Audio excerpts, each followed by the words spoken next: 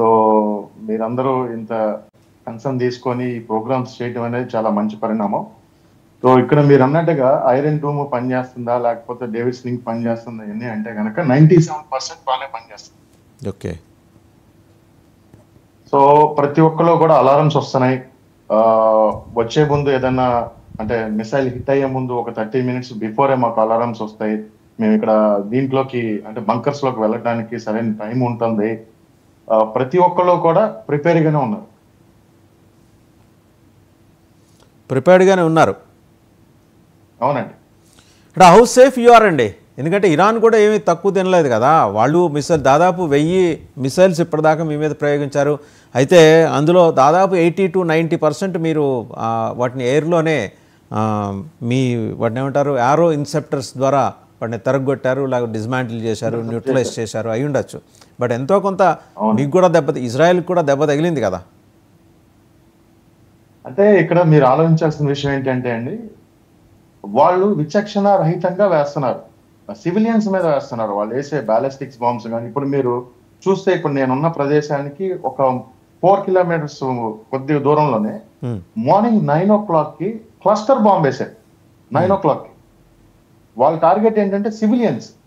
మొత్తం ఎక్కడైతే ఎక్కువ మంది జనాలు గుమిగూడి ఉంటారో ఇప్పుడు అక్కడ ఏంటంటే స్కూల్స్ ఉన్నాయండి. నేను చెప్పిన చోట స్కూల్స్ ఉన్నాయి. తర్వాత అక్కడ చిన్నపిల్లలు అంటే ఇవాళ షబ్బాత్ అనమాట. ఇక్కడ అంటే శుక్రవారం శనివారం సాయంత్రం వరకు షబ్బాత్ ఉంటుంది. అందరూ చాలా పవిత్రంగా ఇంటి దగ్గర ఉంటారు. ఖచ్చితంగా ఇంట్లో ఉంటారనే సమాచారంతో ఎక్కడైతే ఎక్కువ మంది గుమిగూడి ఉంటారో ఆ పర్టికులర్ ఏరియాస్ చూసేసి ఎక్కువ సివిలియన్స్ మీద టార్గెట్ చేస్తున్నారండి. సివిలియన్స్ టార్గెట్ ఇప్పటివరకు ఇజ్రాయెల్ అధికారికంగా ప్రకటించిన మరణాలు 23 అని చెప్తున్నారండి. బట్ మోర్ దాన్ దట్ ఉండొచ్చు అని అంటున్నారు. అంటే యాక్చువల్ గా ఒకసారి 17 అంటున్నారు, ఒకసారి 23 అంటున్నారు, ఒకసారి 27 అంటున్నారు. So we need to check it.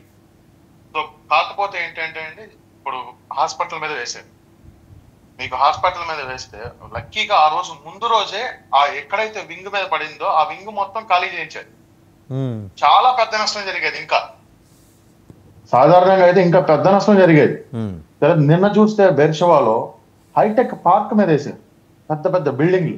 మీరు టెలావీలో చూస్తే పెద్ద స్కై స్కేపర్స్ బిల్డింగ్స్ అన్ని కూడా దెబ్బతిన్నాయి. సో వీళ్ళ టార్గెట్ ఏంటంటే మిలిటరీ బేస్ కాదు, ఆర్మీ బేస్ కాదు, న్యూక్లియర్ ప్లాంట్స్ కాదు, ఏం కాదు, ప్రజల్ని భయభ్రాంతులను చేయాలి. ఓకే, ఇదే వాళ్ళ టార్గెట్. అంటే ఇజ్రాయెల్ దేశంగా అయితే సాలిడారిటీ కంప్లీట్గా మీ ప్రైమ్ మినిస్టర్ నెతన్యాహు గారి పట్ల complete solidarity ప్రకటించిందా?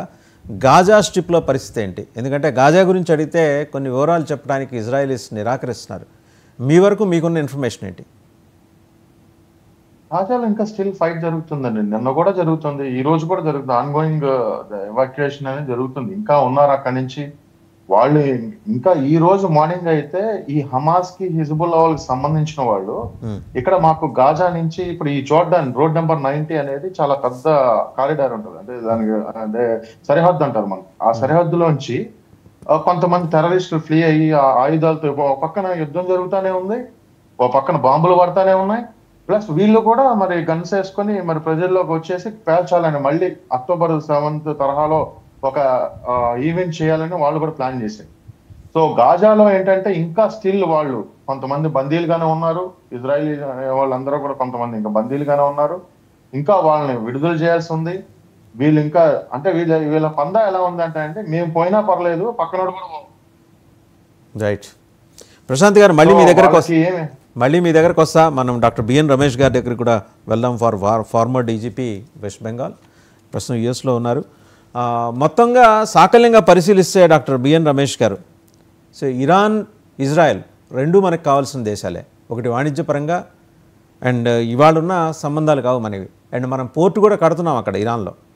At the same time ఇజ్రాయెల్తో మనకున్న బాంధవ్యం కూడా ఇవాళది కాదు. తటస్థ వైఖరితో మనం ముందుకెళ్ళటాన్ని మరి ప్రపంచ దేశాలు ఎట్లా చూస్తున్నాయంటారు?